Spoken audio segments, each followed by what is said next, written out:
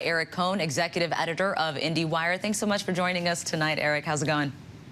Good. Thanks for having me. Well, for so long, Netflix has been the dominant player in the streaming world. So I have to ask, is this subscriber loss a sign that the competition in the streaming wars is finally taking a toll on Netflix and that there may be a limit on how many services people can sign up for?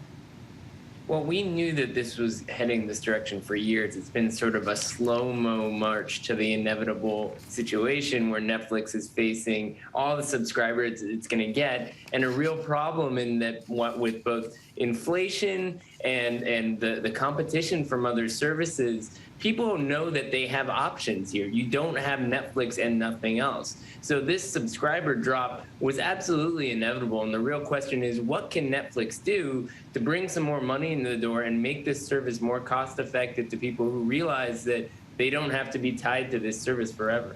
And we've seen several companies that thrived during the pandemic, like Zoom and Peloton, also take a tumble as their growth has slowed. How much did the pandemic skew how companies like Netflix were performing as we were all forced to stay at home and change our behavior in so many ways for the past 2 years?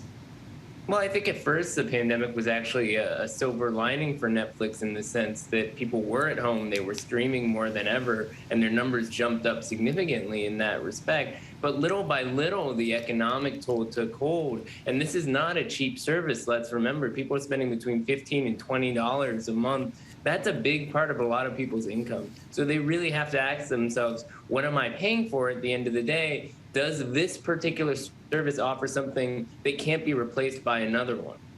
So, Eric, what do you think this means for the future of Netflix? They forecast that they could lose even more subscribers in the coming months. Are changes that they are discussing, like an ad-supported version, the way to get more people back?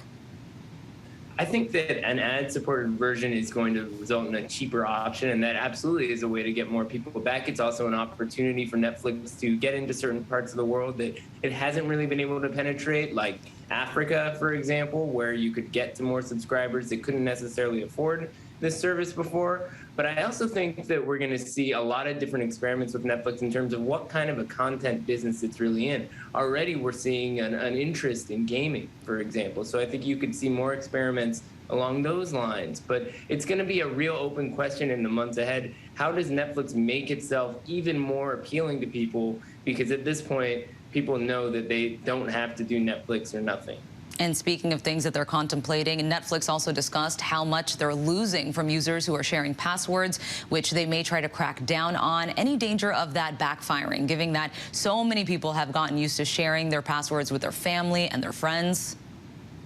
Yeah, I mean, it's been sort of this open secret for a while that everyone shares their Netflix passwords. It's how everyone sort of adapted to the streaming space and got around the need to be able to access this service, whether or not they could all afford it all at once. So cracking down is definitely going to create a backlash. The question is, how do people adapt? If you can't do this, do you give up on the service? Do you pay more? How badly do you need Netflix in your life? And I think that question is going to be answered very quickly in the months ahead.